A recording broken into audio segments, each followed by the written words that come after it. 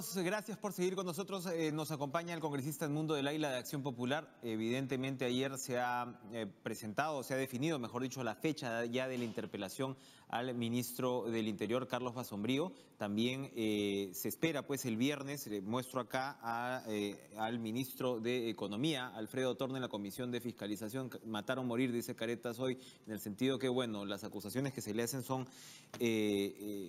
se han ido cargando en los últimos días y no hay que olvidar que es un audio, todo indica, grabado por el Contralor de la República, que está bastante cuestionado. Pero el hecho es que dos ministros entonces están en la picota. Gracias, congresista, por acompañarnos. ¿Qué va? Y ahorita hay un proyecto de ley bastante interesante que vamos a comentar. Lo veo ahí listo y estoy enterado del tema, pero no quiero dejar la coyuntura de lado.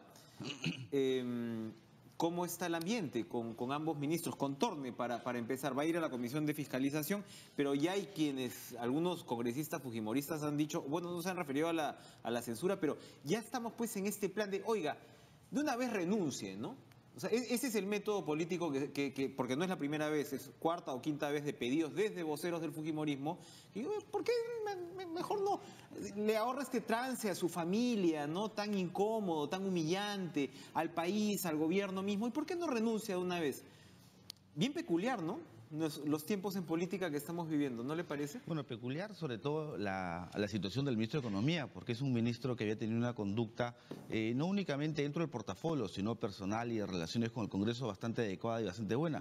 Lamentablemente aparece este audio que aparece por partes, primero editado, luego completo, en el cual en el audio completo pues no lo deja bien parado el ministro, ¿no? Entonces, ¿por qué?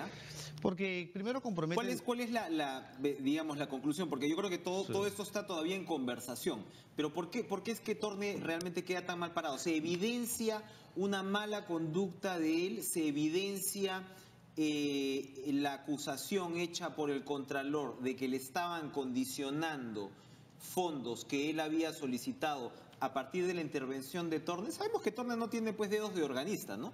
Y que probablemente la pericia política no es su fuerte, pero a lo que yo voy es al fondo de la situación. Se evidencia en el audio que Torne estaba de alguna manera ajustando al Contralor sobre el informe de Chinchero para poder brindarle los recursos que él pedía, ¿cree usted? Bueno, objetivamente, sin escuchar la parte del ministro, que es una parte importante que le va a tener que decir y descargar en la Comisión de Fiscalización. Indudablemente que sí. Primero, condiciona y es claro. ¿Por qué? Porque le dice... A mí no me queda tan claro, la verdad. Bueno, le soy primero le dice, ¿no? Ya mira, ¿no?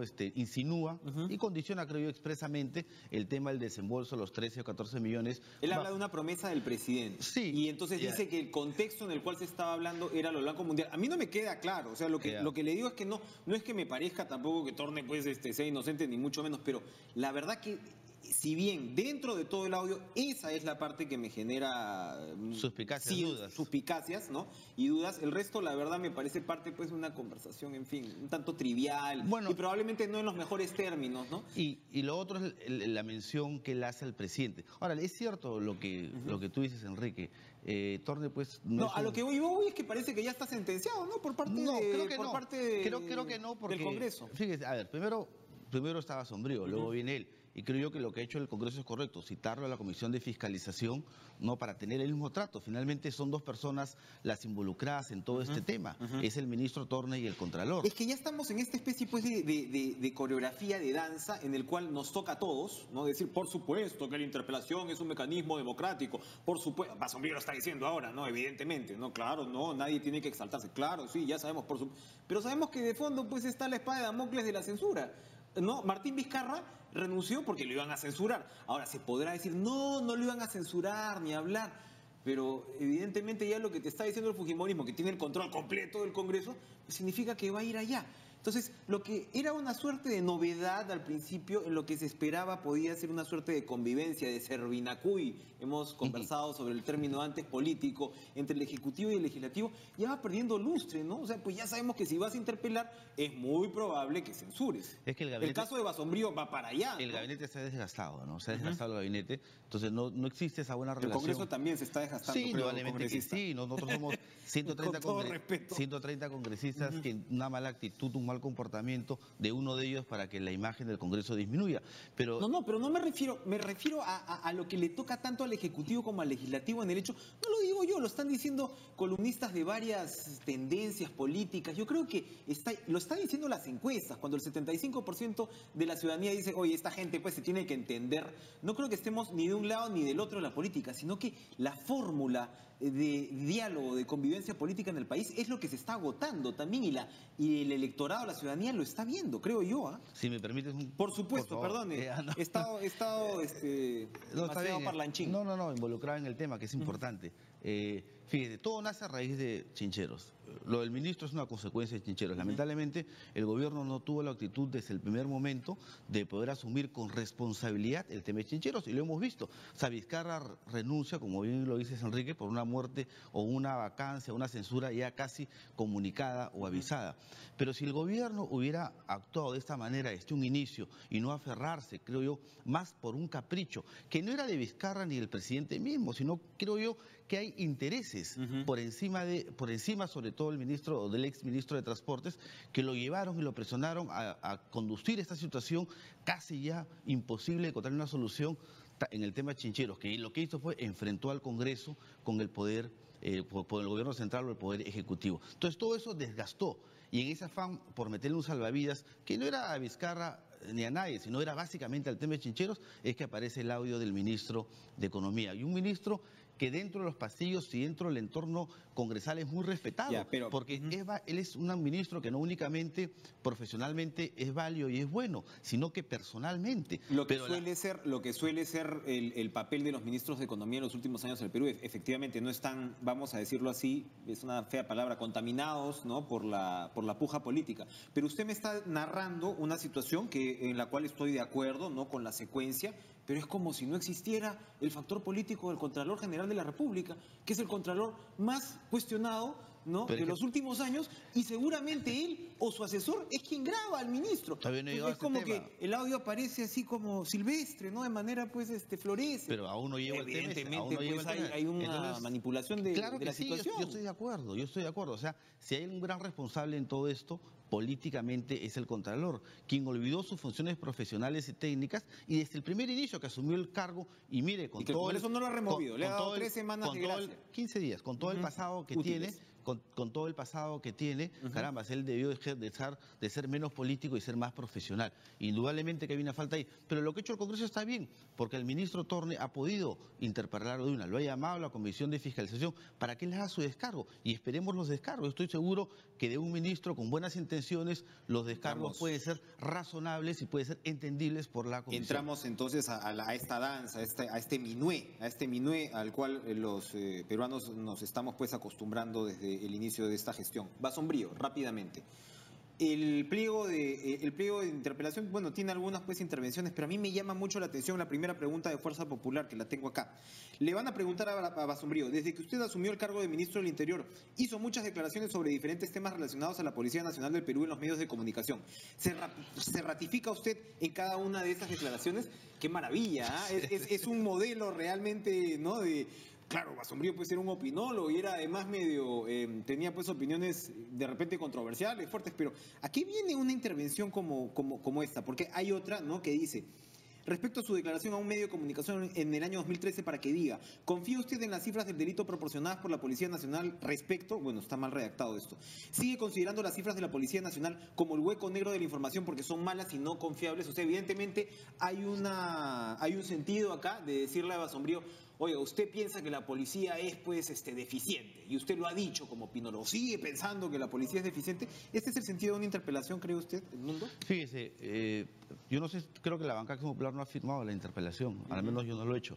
Indudablemente que ahí hay otro matiz, ¿no?, parecido, creo yo, tiene un sesgo o tiene un tufillo parecido al del ministro de Educación, ¿no? Entonces, o sea, como que la cosa ya está predispuesta. Yo creo entenderlo así, no hay un punto de apoyo, un pie que dé inicio a una interpelación, como de repente sí lo hay en el del ministro de Economía, ¿no? Esa pregunta del 2013 está mal redactada. Tú le puedes preguntar cuando haces una interpelación únicamente es durante su gestión, no haces preguntas pasadas. Evidentemente. Ahí es un excelente punto. Sí, nos dice. entonces ahí hay una mala redacción o una mala intención en cuanto a la pregunta. Quieren, creo yo, remover el pasado del ministro Basombrío para ponerlo a luz o inmiscuirlo en temas de actualidad que de repente no tienen ninguna relación. Y me llama, antes de hablar del tema de los bomberos, me llama la atención una de las preguntas presentadas por Acción Popular, porque dice, la última pregunta del pliego es para que diga cómo es cierto que usted, a Basombrío, tiene 2 asesoras, las abogadas Susel Paredes y Rosario Zacieta, que no conocen nada sobre seguridad ciudadana y que se dedican a otras actividades. Incluso la segunda de las nombradas, Zacieta, conduce un programa radial. Para que diga cómo pueden dedicarse parcialmente a una función que requiere una dedicación exclusiva a tiempo completo. No sé qué tan bueno o mal trabajo esté haciendo Zacieta, la verdad, no la he seguido, igual con el caso de Susel Paredes. Pero esto suena a ajuste de cuentas, ¿no? Porque Zacieta era congresista de Acción Popular, se peleó abiertamente con Víctor Andrés García Belaúnde, acusó a Víctor Andrés García Belaúnde de orquestar su salida del partido y ahora van a querer interpelar a Basombrío por ese lado. Poco feo, ¿no? No, yo creo que el ministro tiene la libertad de poder escoger sus asesores. Finalmente, al ministro se evalúa por los resultados en su trabajo, en su función, ¿no? Y si la función o los resultados no son buenos, la responsabilidad es de él y de los asesores. Pero es únicamente un tema que le compete a él. Bueno, va a estar interesante esa interpelación. E interesante va a ser este proyecto de ley. En los últimos días hemos expuesto las carencias del cuerpo de bomberos. Se suponía que esto había avanzado.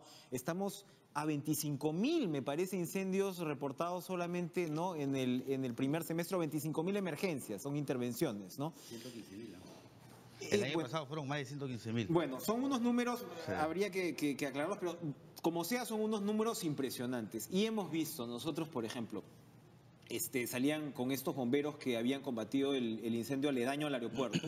Y eran 10, 12 horas de trabajo. Se tenían que trasladar otra vez al centro de Lima porque ya la cochera la habían apagado en mesa redonda esta galería, pero al lado había un solar, entonces, y resulta que no habían comido en todo este tiempo. Entonces nosotros hacíamos la invocación caritativa, ¿no? A las señoras de buen corazón que eventualmente aparecieron y que dan de repente para buena televisión. Pero yo insistí en decir, oiga, pero ¿por qué no hay una estructura pues dentro de los bomberos que pueda responder ante eso? Carencias de todos modos.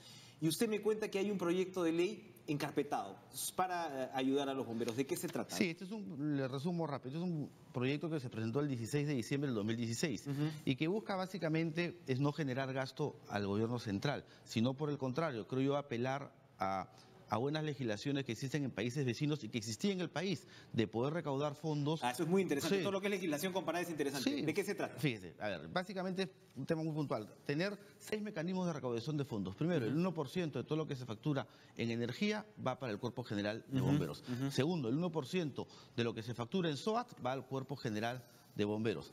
Tercero, no es el 1% sobre la póliza de seguros contra incendios o contra accidentes va al Cuerpo General de Bomberos. Luego el 1% del predial va al Cuerpo General de Bomberos y quinto y sexto, son donaciones u otros financiamientos que siempre tiene el Cuerpo General de Bomberos. Entonces, ¿todo eso qué hace, no? Para tener una idea, el presupuesto del Cuerpo General de Bomberos el año pasado fue de 40 millones de soles, de 40 millones de soles. Este año es de 80, pero indudablemente porque hay 6 proyectos puntuales que merecen la inversión adicional. Pero básicamente el presupuesto es de 40. Con esto, ¿nosotros qué hacemos, no? Que se puede incrementar el presupuesto en 100 millones de soles más, si no es algo más. ¿En cuánto más, perdón? 100 millones de soles. 100 millones más. O sea, prácticamente casi triplicarlo, duplicarlo y un poco más. Entonces, esto va a ayudar indudablemente. ¿Y a dónde apunta el uso de esos recursos? Únicamente dirigidos a 2 sectores. Uno, todo lo que es el tema de infraestructura, compra de equipos o mantener los equipos, y lo otro,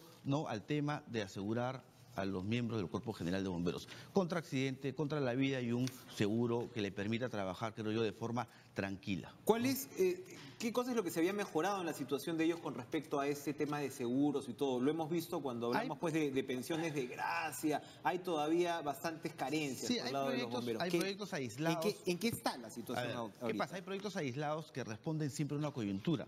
Este proyecto no responde a una coyuntura, este proyecto responde a una realidad, a una estructura del Cuerpo General de Bomberos que no es de ahora, sino es de años atrás. Entonces Bien. lo que se quiere es generar una buena plataforma para que los bomberos, caramba, puedan hacer lo que siempre hacen, ¿no? Trabajar al servicio del país y de manera voluntaria. ¿Dónde está este proyecto de ley? No, está en la Comisión de Defensa. Yo ayer hablé con la presidenta de la Comisión de Defensa, la congresista Luciana León, y ya me ha dicho que antes de salir de su gestión ella Bien. va a tocar el tema en comisión para poder exponerlo y puede elevarse el pleno, y creo yo que a la brevedad poder exponerlo, ¿no? Y poder aprobarlo. Vamos a estar pendientes, pues, porque si se supone que al final lo que tenemos es una sociedad informal donde conviven fábricas, con zonas residenciales, con colegios, no hemos visto cómo los niños eran afectados por el humo tóxico. Si tenemos esa sociedad y no la vamos a cambiar todavía, por lo menos, pues, démosle el apoyo necesario a los bomberos. No, y sobre todo, perdón, antes de acabar, son más de 120.000 casos los que los bomberos atienden al año. Es Y impresionante. con un presupuesto de 40 millones, uno divide el número de casos entre 40 y créame que cada atención